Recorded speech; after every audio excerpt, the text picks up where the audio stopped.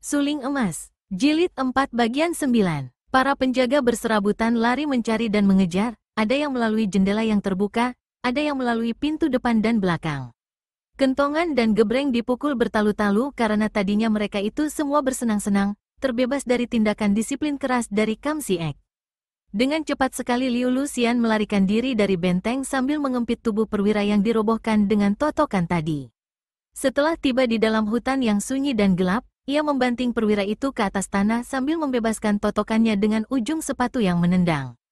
Perwira itu mengerang kesakitan dan ia segera berlutut minta-minta ampun. Memang sebenarnya lah, hanya seorang pengecut yang biasa bertindak sewenang-wenang apabila kebetulan kekuasaan berada di tangannya, akan tetapi begitu kekuasaannya lenyap dan ia terancam bahaya, ia tidak akan merasa malu-malu untuk memperlihatkan sifat pengecutnya.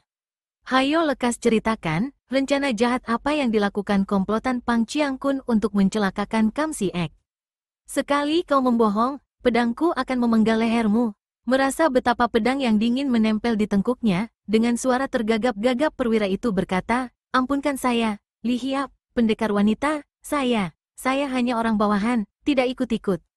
Yang mengatur semua adalah Pang Chiangkun dan teman-temannya di Shanxi.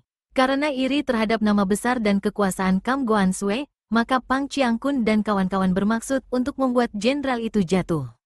Beberapa hari yang lalu gubernur memanggil beberapa komandan pasukan dan pembesar di Shanxi untuk diajak berunding mengenai urusan negara. Kesempatan ini dipergunakan Pang Chiangkun yang mengundang Kam Goansue ke ibu kota. Akan tetapi di sana ia telah bersekongkol dengan teman-temannya untuk menangkap Kam Goansue dan melaporkan kepada gubernur bahwa Kam Goansue tidak mau menghadap dan malah merencanakan pemberontakan. Keji, Luxian makin keras menempelkan pedangnya. Hayo katakan, di mana Kam Siek akan ditahan? Saya tidak tahu betul. Hanya mendengar dari Pang Chiangkun bahwa pencegatan akan dilakukan di kota Poki dan mereka bermarkas dalam kelenteng Tikong Bio di kota itu. Dan, jerit terakhir ini mengiringkan nyawanya yang melayang ketika pedang Toa Hong Kiam memisahkan kepala dari badannya. Luxian berlari pulang ke rumah penginapan, akan tetapi alangkah marahnya ketika mendapat kenyataan bahwa pasukan tentara yang tadinya mengejarnya telah mendatangi rumah penginapan, merampas kuda dan pakaiannya, bahkan memukuli si pemilik rumah penginapan dan merampas harta benda orang itu pula. Penduduk sudah mendengar akan kehebohan di dalam benteng tentang terbunuhnya Chiangkun baru. Mereka merasa khawatir sekali karena Jenderal Kam sudah pergi, dan diam-diam mereka mengharapkan bantuan Luxian. Maka ketika gadis ini muncul, mereka itu, terutama sekali orang-orang tua para gadis yang terculik ke dalam benteng, berlutut mohon bantuan Luxian untuk membebaskan gadis-gadis itu. Tanpa menjawab, Luxian lenyap di dalam gelap.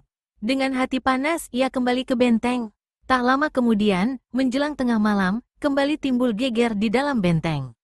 Kandang kuda kebakaran, belasan orang penjaga tewas dan kuda yang paling baik, tunggangan Pang Chiangkun sendiri, seekor kuda pilihan, telah lenyap. Akan tetapi, Luxian sama sekali tidak peduli tentang nasib gadis-gadis yang tertawan. Memang demikianlah watak Liu Luxian. Ia terlalu mementingkan diri sendiri, dan hanya mau turun tangan mati-matian untuk membela kepentingan sendiri atau kepentingan orang yang ia cinta.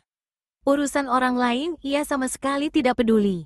Kota Poki adalah sebuah kota di Provinsi Shanxi, kota yang cukup besar dan ramai. Tembok kotanya tinggi dan keadaan kota itu cukup subur dan makmur. Selain letaknya di kaki Gunung Qinlingshan, juga di sebelah selatan kota ini mengalir sungai Weiho yang airnya cukup untuk keperluan para petani di daerah itu. Pintu-pintu gerbang kota selalu terbuka lebar dan orang-orang hilir mudik keluar masuk pintu gerbang, berikut kereta-kereta yang membawa banyak dagangan. Poki juga dikenal sebagai kota pelabuhan sungai sehingga banyak barang mengalir masuk atau keluar melalui jalan sungai, menambah kesibukan para pedagang di dalam kota. Luxian tidak mau memasuki kota itu dengan kudanya. Selain kuda yang ia tunggangi adalah kuda milik Pang Chiangkun yang mungkin akan dikenal orang, juga kedatangannya ke kota itu adalah untuk menyelidiki Kam Siek. Ia menitipkan kudanya pada seorang petani yang tinggal di dusun sebelah selatan kota, kemudian ia melanjutkan perjalanan dengan jalan kaki. Sebuah perahu menyeberangkannya ke kota Poki dan ia memasuki kota yang ramai itu sambil berjalan perlahan. Akan tetapi, kemanapun juga Liu Luxian pergi dan dimanapun ia berada, selalu gadis ini menjadi perhatian orang. Tak lama sesudah ia masuk kota Poki, segera ia menjadi pusat perhatian, terutama laki-laki yang terpesona oleh kecantikannya yang luar biasa. Lucian tidak pedulikan mereka ini, sungguh pun keadaan macam ini selalu mendatangkan rasa bangga di dalam hatinya. Yakin akan kecantikannya yang membuat semua orang laki-laki menoleh untuk mengaguminya, Lucian berjalan dengan langkah cepat, lalu masuk ke dalam rumah penginapan yang cukup besar, memesan kamar. Setelah berada di rumah penginapan, bebaslah ia daripada perhatian orang di jalan. Sungguh pun beberapa orang tamu penginapan dan para pelayan tetap saja menatapnya dengan pandang mata serigala jantan kelaparan. Karena tidak ingin menarik perhatian banyak orang, Lucian memanggil seorang pelayan mendekati kamarnya, seorang pelayan yang sudah setengah tua dan berwajah jujur. "Paman pelayan, tahukah kau di mana letaknya kelenteng Tikong Bio di kota ini? Aku hendak pergi bersembahyang ke sana." Muka yang membayangkan kejujuran itu berkerut-kerut. Si pelayan menengok ke kiri kanan lebih dulu, baru menjawab dengan suara perlahan. "Nona, kalau hendak bersembahyang, banyak kelenteng-kelenteng ternama di kota ini. Mengapa harus ke sana? Lebih baik ke Kuan Im Bio di sebelah timur jembatan besar, atau ke Haiong Bio di dekat sungai atau..." "Tidak, aku hanya ingin bersembahyang ke Tikong Bio," jawab Lucian yang sudah menduga bahwa agaknya Tikong Bio merupakan tempat yang tidak menyenangkan hati pelayan itu, maka cepat disambungnya. "Aku hendak bersembahyang membayar kaul, maka harus ke Tikong Bio. Di manakah letaknya kelenteng itu?"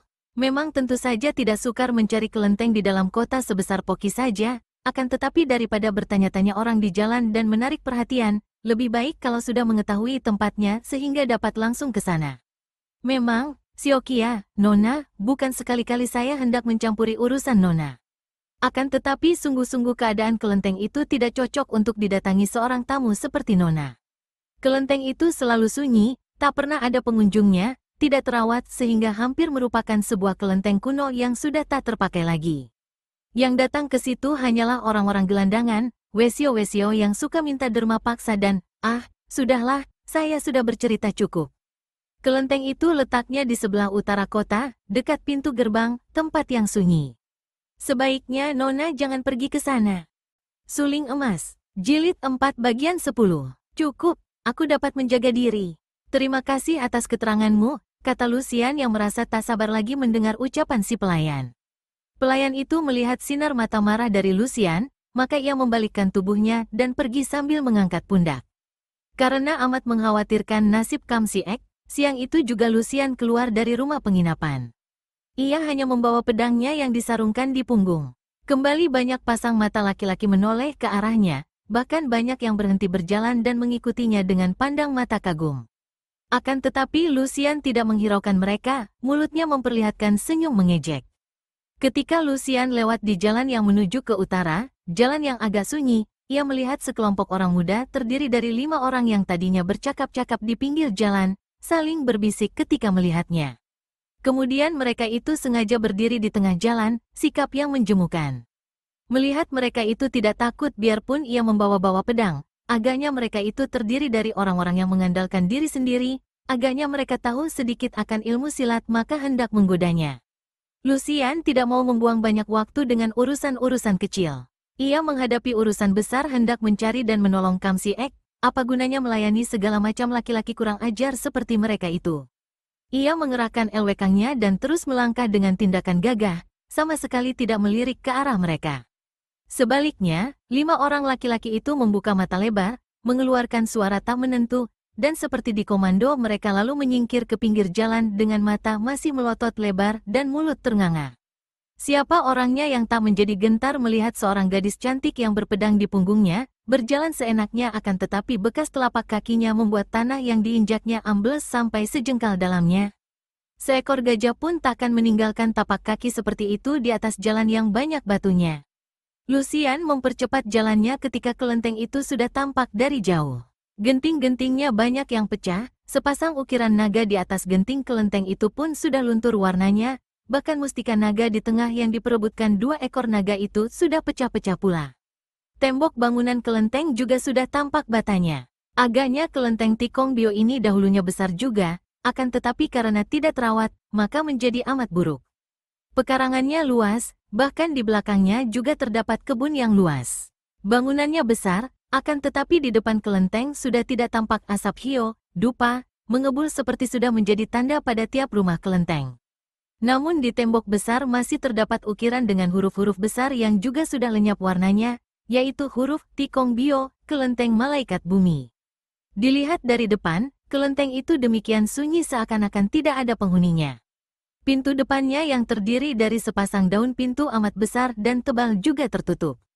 Tanpa ragu-ragu lagi Lucian memasuki pekarangan dan sesampainya di depan pintu, ia menggunakan tangannya mendorong. Terdengar suara berkerit seperti biasa bunyi daun pintu yang lama tidak dibuka tutup. Lucian menanti sebentar, akan tetapi suasana tetap lengang, tidak ada sambutan pada suara daun pintu itu. Kiranya hanya daun pintu yang terdepan itu saja yang terkunci.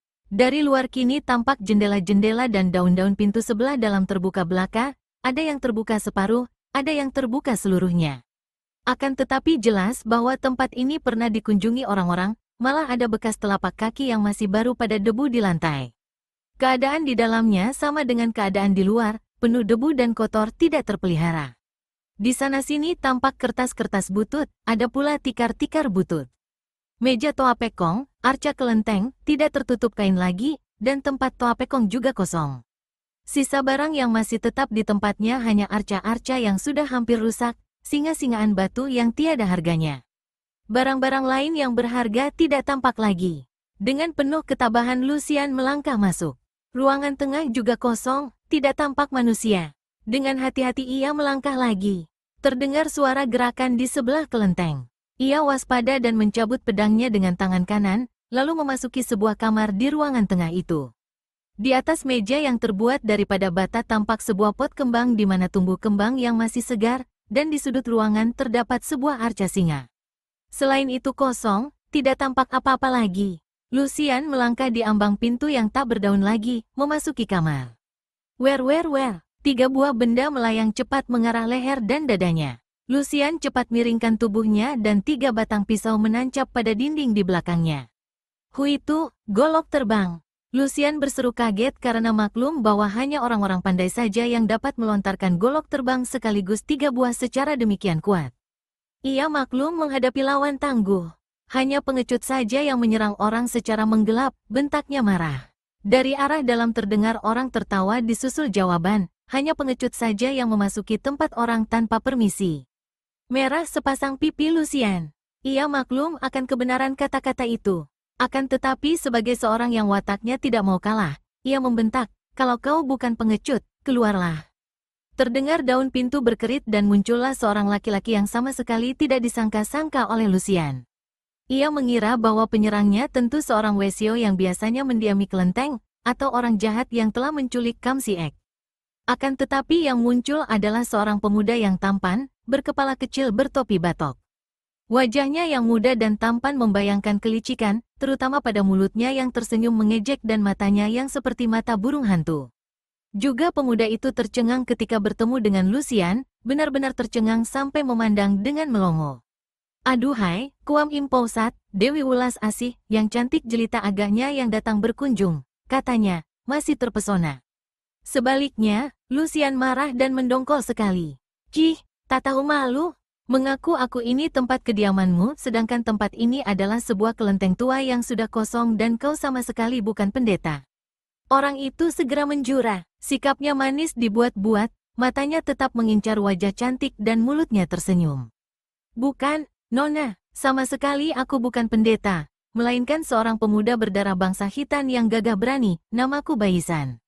Tak peduli namamu anjing atau kucing, aku tidak sudi mengenalnya. Yang jelas, serangan gelapmu tadi tak mungkin dapat kudiamkan saja tanpa terbalas." Sambil berkata demikian, Lucian melangkah maju, pedangnya siap menerjang.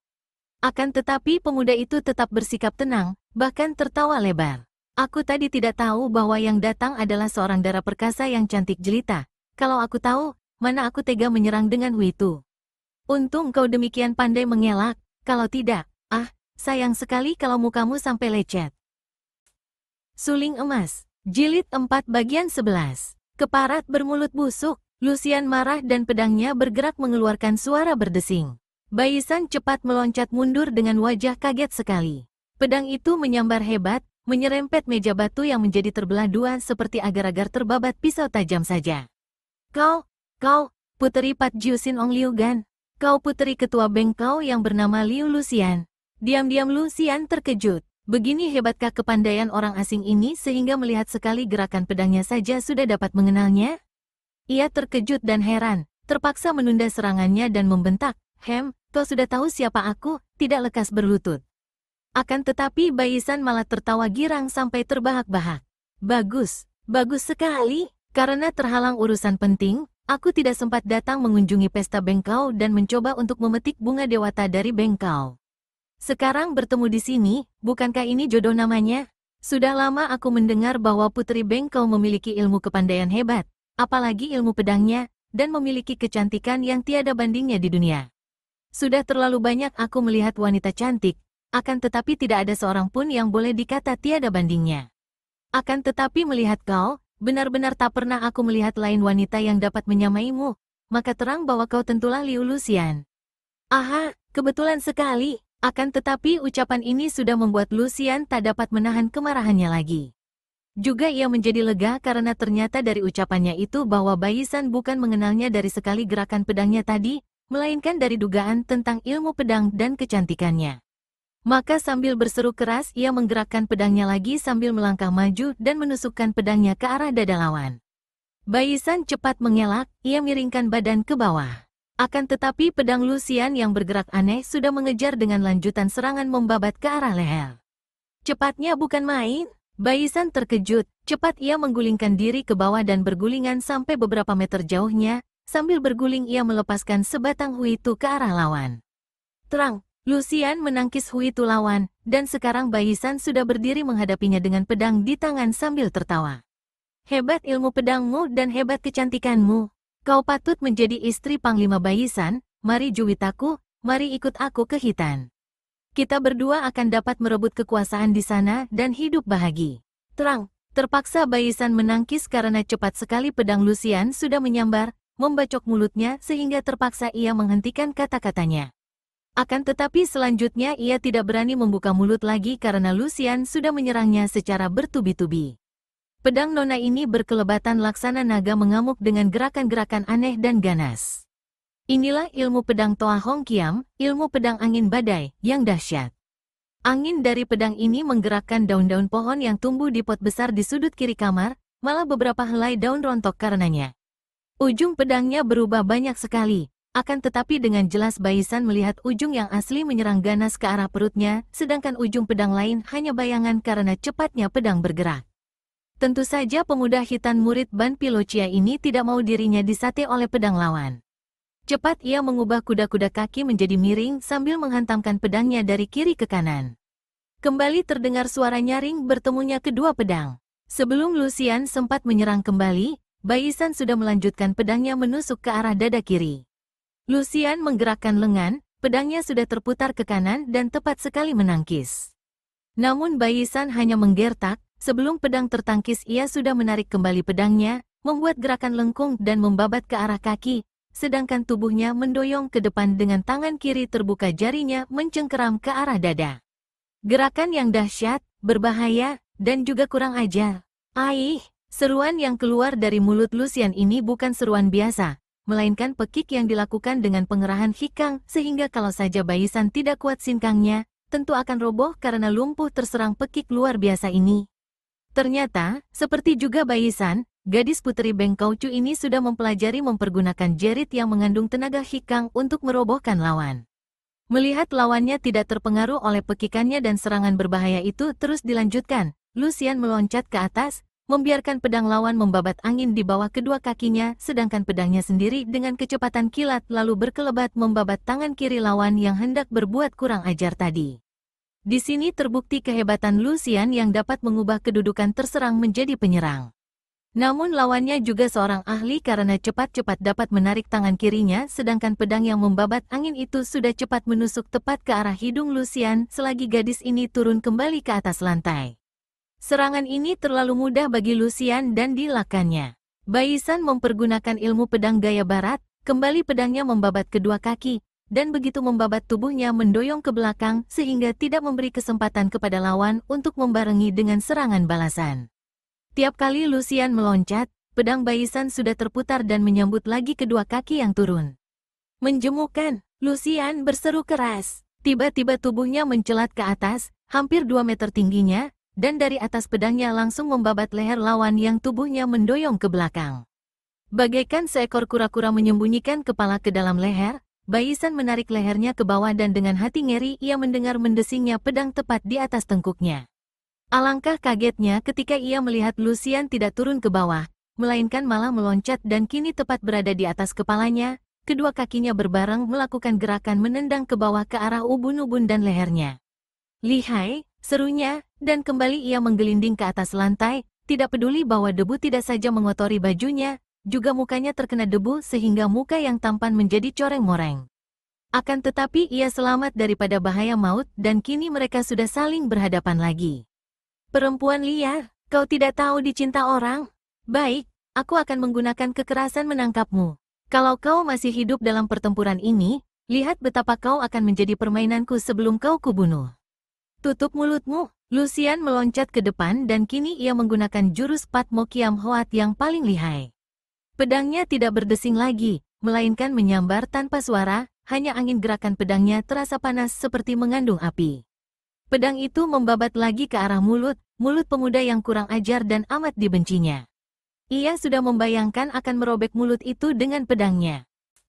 Suling Emas, Jilid 4 bagian 12. Akan tetapi Baisan juga sudah marah dan mengerahkan seluruh kepandaiannya yang ia terima dari Ban Pilocia.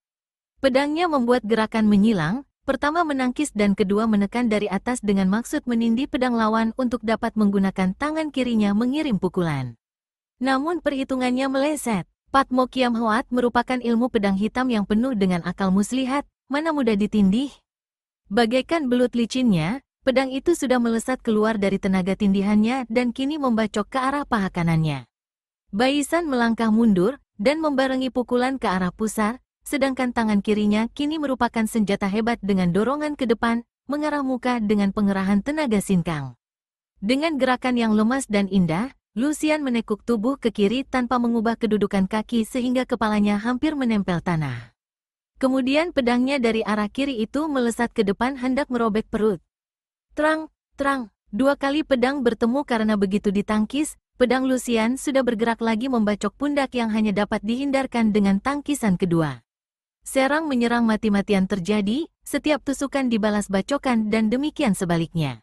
Mereka berputaran di dalam ruangan itu, bertanding tanpa saksi. Ada kalanya tubuh mereka lenyap terbungkus gulungan sinar pedang mereka, ada kalanya mereka bertanding lambat dan bergerak berputar-putar, seperti dua ekor ayam berlaga. Hampir 100 jurus mereka bertanding, peluh membasahi muka, namun belum ada yang terluka atau terdesak. Biarpun ilmu kepandaian mereka jauh berbeda sifatnya, juga berbeda sumber, namun ternyata tingkat mereka seimbang. Lucian kalah sedikit tenaganya, namun kekalahan ini tertutup oleh kelebihannya dalam kelincahan gerak. Sebagai seorang pemuda mata keranjang yang sudah biasa menggoda dan merusak wanita, tentu saja Baisan terpesona dan tergila-gila kepada Lucian yang memiliki kecantikan sukar dicari tanding. Namun kehebatan ilmu silat gadis ini membuat ia merasa penasaran sekali sehingga serangan-serangannya tidak lagi main-main dan lenyaplah keinginannya menawan hidup-hidup karena lawannya benar-benar berbahaya sekali. Kini ia tidak peduli lagi apakah ia akan dapat menawan hidup-hidup atau harus membunuh, pokoknya ia harus menang karena kalau ia kalah berarti kematian baginya. Mereka bertanding tanpa sebab tertentu, keduanya sudah melupakan urusan yang membuat mereka datang ke tempat itu. Setelah lewat 100 jurus, Liu Lucian maklum akan kemenangannya dalam ginkang. Cepat ia menggunakan keunggulan ini, mengerahkan ginkangnya, menggerakkan tubuhnya secepat burung walet menyambar-nyambar, pedangnya berkelebat bagaikan kilat halilintar. Dengan campuran Toa Hong Kiam Hoat dan Patmo Kiam Hoat, ia dapat mendesak lawannya tanpa memberi kesempatan pedangnya beradu, karena terlalu sering beradu pedang berarti kerugian baginya karena ia kalah tenaga. Baisan mulai terdesak dan di dalam hati ia menyumpah-nyumpah. Namun tidaklah mudah bagi Lucian untuk mengalahkan lawan ini, lawan yang baru kali ini ia temui tanpa dapat menjatuhkannya dengan segera. Selain Kui Seng, baru kali ini ia bertemu tanding yang begini mudah tapi begini tangguh, sehingga ia merasa penasaran sekali, penasaran dan marah, sehingga ia tak akan berhenti sebelum dapat membinasakannya. Dengan gerakan yang luar biasa cepatnya, pedangnya yang telah mengurung lawan, meluncur dari atas menusuk tengkuk Baisan yang baru saja membalikkan tubuh karena melihat gadis itu tahu-tahu sudah bergerak cepat dan berada di belakangnya. Baisan mengerti bahwa tengkuk lehernya berada dalam keadaan gawat, salah-salah bisa putus. Maka sambil membalik tadi ia cepat membabatkan pedang dengan setengah putaran melindungi tengkuk. Akan tetapi karena ia menangkis dengan badan setengah membalik, maka kali ini tenaganya tidak dapat dipergunakan sepenuhnya dan tidak berhasil menindih tenaga Lucian yang sebaliknya memang memperhitungkan hal ini dan telah mengerahkan tenaga sepenuhnya, menggetarkan pedang yang tersalur tenaga sinkang sehingga untuk beberapa detik kedua pedang saling menempel dan lekat. Pada detik itu juga Lucian telah menggerakkan tangan kirinya dan dalam pandangan Baisan, tangan kiri gadis itu seakan-akan berubah menjadi seekor ular karena gerakannya lenggak-lenggok macam ular akan tetapi tahu-tahu dua buah jari tangan itu telah mengancam sepasang biji matanya. Hebat sekali serangan Lucian kali ini, karena gerakan tubuhnya adalah berdasarkan Toa Hong Kun, gerakan pedangnya berdasarkan Pat Mo Kiam Hoat, sedangkan tangan kirinya ini mainkan gerakan Sin Koa Kun, ilmu silat ular sakti. Sekaligus dapat mainkan jurus-jurus campuran dari 3 macam ilmu silat tinggi, dapat dibayangkan kehebatannya. Ayah, Baisan berseru keras saking kagetnya, mengerahkan tenaga untuk menarik pedang dan terus menggunakan tenaga tarikan itu untuk melempar tubuhnya ke belakang, bergulingan sampai beberapa meter dan baru berhenti setelah tubuhnya membentur dinding. Akan tetapi pada saat ia melompat bangun, tangan kirinya bergerak dan sinar hitam menyambar cepat ke arah Lucian. Kiranya ketika menghindarkan diri dari serangan maut sambil bergulingan tadi, Baisan sudah mengeluarkan senjata rahasianya dan begitu meloncat bangun telah membalas dengan senjata gelap ini. Memang hebat, kali ini ia tidak menggunakan Huitu yang telah 2 kali ia pergunakan tanpa hasil, maka kini ia menggunakan jarum racun hitam, Hek Tok Chiam, yang pernah ia pergunakan terhadap Kuiseng sehingga pemuda sakti itu terjungkal ke dalam jurang. Sekarang, saking jengkelnya menghadapi gadis jelita yang amat hebat ilmu kepandaiannya ini, Baisan tidak segan-segan mempergunakan jarum racunnya. Melihat sinar hitam dan desir angin, Lucian berseru marah. Dia sendiri adalah seorang ahli senjata rahasia jarum, tentu saja sekali melihat ia tahu benda apa yang menyambar itu. Tangan kirinya menyambar ikat pinggangnya dari sutera, dan sekali menggerakkan pergelangan tangan, ikat pinggang itu bergulung menjadi sinar kuning emas dan tergulunglah jarum-jarum hitam lawan menempel pada ujung ikat pinggang. Kemudian sekali ia menghentakkan tangan kirinya, jarum-jarum itu terbang ke arah Baisan. Ini masih belum hebat, biarpun sudah membuat Baisan berseru kagum dan kaget, karena gerakan kain dari tangan kiri Lucian menciptakan sinar hitam tertiup angin, menyambar ke arah Baisan. Ternyata gadis ini pun mengeluarkan jarum hitamnya, selain mengembalikan senjata lawan, juga memberi hidangan yang sama dan yang tidak kalah lezatnya. "Ai, perempuan iblis!" teriak Baisan yang cepat memutar pedangnya menangkis jarum-jarum itu. Lucian tersenyum puas dan menerjang maju lagi. Kembali terdengar berdesingnya pedang, disusul berkerontangannya kedua pedang bertemu, dan menyambarnya angin dari gerakan kedua orang muda yang memiliki kepandaian tinggi ini. Pada saat itu terdengar suara bentakan laki-laki dari luar, "Iblis hitam penjahat cabul, kau menipu kami."